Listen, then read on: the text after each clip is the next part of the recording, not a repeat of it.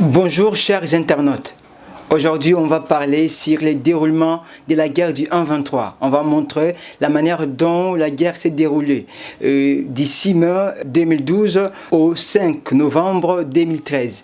Et si vous en êtes intéressé, n'oubliez pas d'appuyer sur abonner et activer la cloche afin que vous ne soyez pas en retard de toutes nos productions scientifiques par rapport à l'histoire politique. Le 5 mai 2012, c'est le début de la guerre du 1-23, car c'est de là que les rebelles se proclament sous le nom du mouvement du 23 mars. Pourquoi? Parce que selon eux, les accords conclus entre les gouvernements de Kabila et les groupes rebelles CNDP ne sont pas respectés.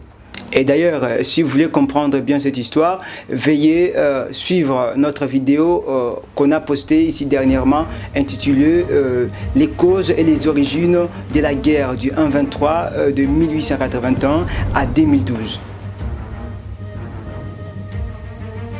Cependant, le 1-23 se divise en deux groupes antagonistes. L'un qui sera dirigé par Bosco Ntaganda et l'autre qui sera dirigé par Sultani Makenga. Mais c'est une question, là je ne comprends pas bien. Vous dites qu'il y a la dissidence au sein de la rébellion, mais pourquoi? Mais pourquoi Bosco Ntaganda et Sultani Makenga ne se comprennent pas? Ah oui, vous savez, le problème c'est quoi? Et selon Sultani Makenga, c'est Bosco Ntaganda qui est à la base de l'arrestation de Laurent Nkunda ayant eu lieu au Rwanda le 22 janvier 2009. Suite à cela, il y a des incompréhensions entre ces deux personnes. Mais en outre de cela, il faut comprendre aussi que il n'y a qu'un seul président politique dans les groupes rebelles 1-23. Et le président en question, c'est l'évêque Jean-Marie Runinga. Oui, je comprends alors. Alors je comprends. On peut passer.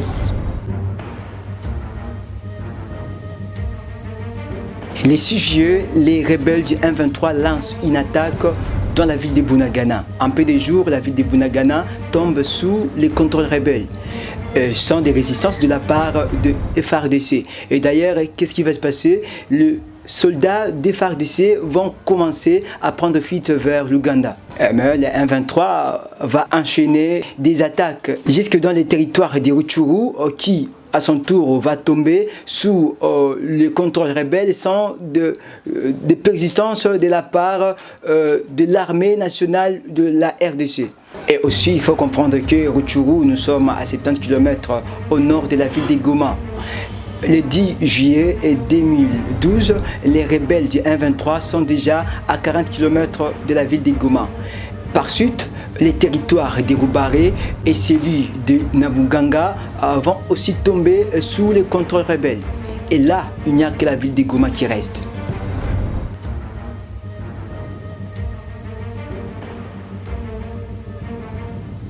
Mais chose grave, toutes ces localités tombent sous le contrôle rebelle sans des persistances de la part de FARDC. Autrement dit, le FARDC fouille les rebelles. Alors, par conséquent, le général vainqueur Mayala sera remplacé par le général Lucien Baouma. Cependant, le 21 juillet 2012, dans les rapports des crimes de guerre des Nations Unies, Stéphane Stepp va affirmer l'implication du Rwanda dans la rébellion, dans la mesure où, selon ces données, les Rwandais soutiendraient les 1-23. En parallèle de cela, paradoxalement, le Rwanda nie ces accusations. Après 4 mois de trêve, les combats reprennent au cours desquels le 1-23 parvient à prendre les contrôles sur toute la ville de Goma le 20 novembre 2012. Les FARDC repient vers Saké. Mais le 21 de ce même mois, le rebelle enchaîne des attaques à Saké, mais il retrouve l'armée nationale a déjà pris fuite. Ça veut dire que le terrain est vide.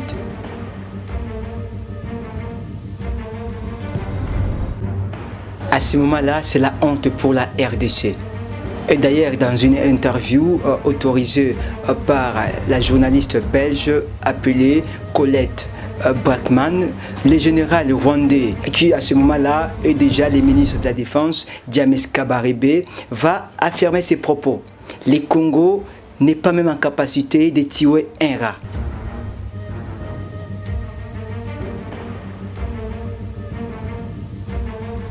Comme je l'ai dit, à ce moment-là, c'est la honte à l'ONU et au gouvernement congolais. Arrête par là, monsieur l'historien. Là, tu pars trop loin. L'ONU a quel problème dans cette affaire? Non, parce que l'armée congolaise est bâtie par la M23, la ville de Goma est prise par la rébellion, donc l'ONU va avoir honte. Là, je ne comprends pas bien, il faut bien expliquer. Oui, à ce moment-là, c'est de l'opprobre à l'ONU. Pourquoi? Parce qu'à ce moment, il y a une mission de l'Organisation des Nations Unies au Congo dénommée la MONUSCO. Donc la mission de l'Organisation des Nations Unies en nord du Congo. Et cette mission, à ce moment-là, a compté, il faut bien comprendre ces nombres, 19 109 militaires en casque bleu, dont 1600 sont présents à Goma. 1600 combattants en casque bleu présents à Goma, mais les rebelles du M23 parviennent à récupérer la ville de Goma. Là, vraiment, je ne comprends pas. Oui, il est vrai que je ne suis pas informé beaucoup plus en histoire. Au moins, je connais très bien qu'à ce moment-là, les gouvernements congolais avaient budgétisé la MONUSCO à un montant de 2,4 milliards pour la durée d'une année qui partait du 1er juillet 2012 au 30 juin 2013. Mais comment ces gens-là sont présents? Encore les rebelles parviennent à récupérer la ville de Goma. Ou bien c'est peut-être parce qu'ils n'avaient pas réussi d'ordre hiérarchique. Quant à cette question, je ne sais pas s'il s'agit du fait qu'ils n'avaient pas réussi d'ordre hiérarchique, mais ce qui est vrai, à ce moment-là, il y a une résolution qui est présente au Congo de la part de la MONUSCO qui permettait à la MONUSCO de réagir dans le but de maintenir la paix au Congo. Parce que cette résolution s'appelait la résolution 2025 qui était votée par les conseils de l'ONU, qui disait ceci: vous devez appuyer les gouvernements dans ces efforts de la stabilisation et de la consolidation de la paix. Messieurs, là au sujet de notre question, parce qu'il y a une chose qui m'intrigue. Mais comment ça fait-il que les FARDC ne persistent même pas devant l'attaque rebelle?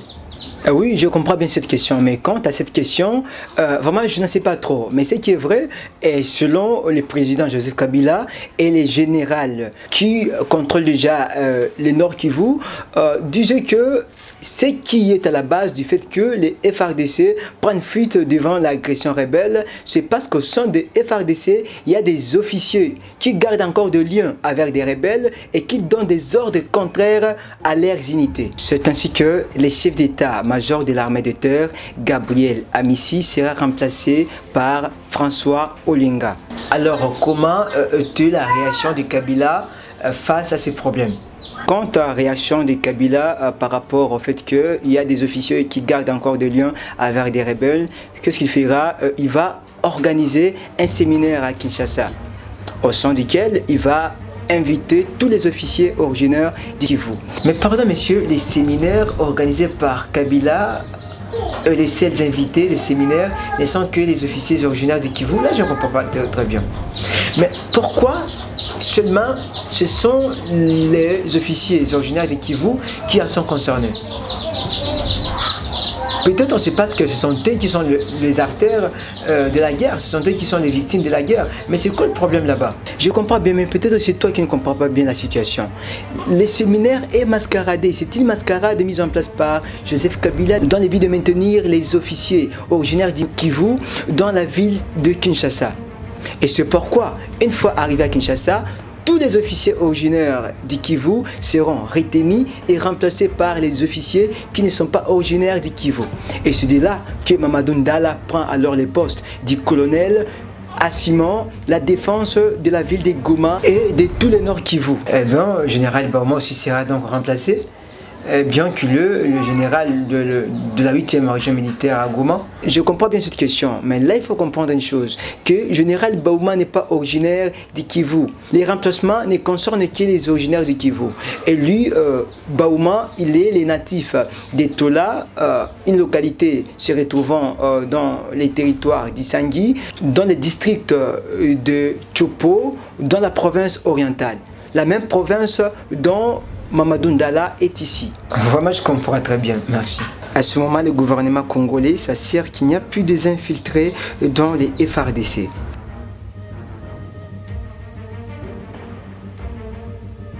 Le 7 mars 2013, lors d'un congrès de la rébellion, Jean-Marie Runiga, l'évêque, est déchu de son poste du président politique du 1-23 et remplacé par l'ancien porte-parole du groupe rebelle, Beltran Bissimois, un proche de Sultani Makenga. Les rebelles pro-Jean Runiga vont contester cette décision. En l'occurrence, des combats éclatent entre les deux factions dans la région des Rougari. Selon la radio Capi, il y aurait 5 morts et 2 blessés civils.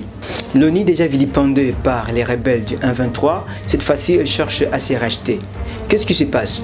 Le 28 mars 2013, les conseils de sécurité de l'ONU approuvent la création d'une brigade militaire au sein de l'Organisation des Nations Unies dans la République démocratique du Congo par la résolution 2098.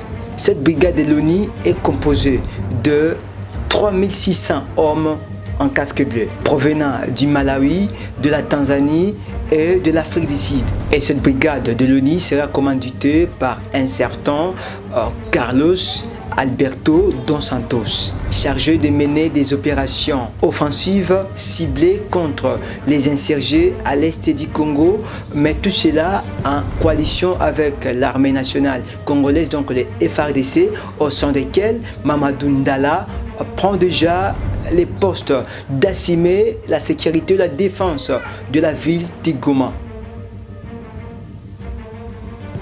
Le 25 octobre 2013, le FARDC lance une offensive avec des moyens lourds. Plus de 3600 militaires congolais déploient des chars de C-45 et des véhicules de combat d'infanterie BMB-22 et la brigade de la force d'intervention de la MONUSCO, appuyée par l'artillerie Mi-35 de l'armée ukrainienne, 3 Denel AH-2, rival de la force aérienne sud-africaine. Les FARDC, appuyés par la brigade de l'ONU, le 1er août 2013, parviennent à établir une zone de sécurité à Goma et dans les localités situées au nord de la ville. Maintenant, les combats tournent à l'avantage de l'État congolais. Les FARDC délogent les 1-23 de la ville de Goma par les commandements de Mamadou Ndala et de Lucien Baouma, les généraux.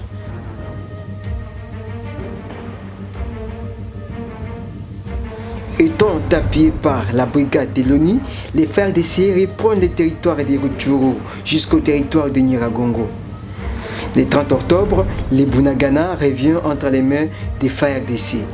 Makenga prend la poudre d'escarmouche vers Ouganda où il se réfugie avec des combattants et d'autres se réfugient au Rwanda.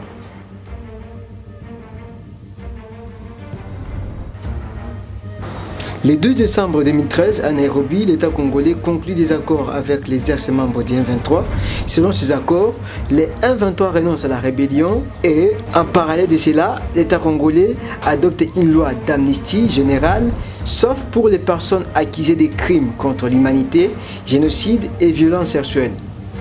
La RDC s'engage à la réintégration des anciens rebelles dans la société, mais pas des mixages ou l'intégration des anciens rebelles du 1-23 dans l'armée nationale. Mais monsieur l'historien, je me demande une chose. Est-ce que les anciens membres du 1-23 vont-ils accepter ces accords? Bien qu'il y a des accords là à Nairobi, est-ce que ces gens-là vont-ils accepter? Parce que je viens d'entendre qu'avec ces accords, les anciens membres du 1-23 ne sont pas autorisés d'intégrer dans l'armée nationale. Alors je me demande comment un ancien rebelle va-t-il vivre sans pouvoir intégrer dans l'armée nationale? Est-ce qu'ils seront au moins satisfaits de ces accords de Nairobi? En vrai dire, ils ne sont pas satisfaits parce que bien qu'il y a des accords, mais les rebelles se réfugiant en Ouganda ne veulent pas se rendre au Congo. Et d'ailleurs, le Congo va forcer la main afin que les gouvernements ougandais parviennent à répatrier les anciens rebelles du M23 au Congo, mais le gouvernement ougandais refusa. Et d'ailleurs, c'est ceci à cause duquel le gouvernement congolais va affirmer l'hypothèse selon laquelle l'Ouganda aussi, à son tour, soutiendrait la rébellion du M23 durant les parcours de la guerre. Et c'est pourquoi nous voyons là-bas, en Ouganda, il y a déjà Sultani Makenga avec tous ses combattants. Même les bureaux politiques du M23 sont déjà déplacés en Ouganda. Et d'ailleurs, à ce moment-là, en Ouganda, on comptait 2131 rebelles du M23. Et là, nous sommes déjà en 2022, le 23 mars.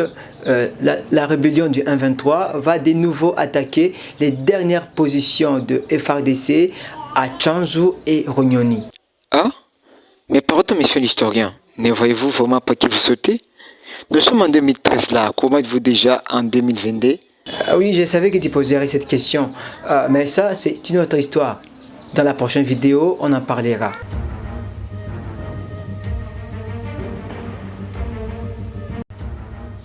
Merci beaucoup de nous avoir suivis du début à la fin. Et comme vous venez de nous suivre du début à la fin, il s'est pris que vous en avez été intéressé. En guise de soutien, n'hésitez pas à appuyer sur abonner et à activer la cloche afin que vous ne soyez pas en retard de toutes nos productions scientifiques à l'égard de l'histoire politique. Et cela aussi va nous impulser et nous encourager à percer dans les recherches scientifiques qui vont vous plaire. Merci. À la suite.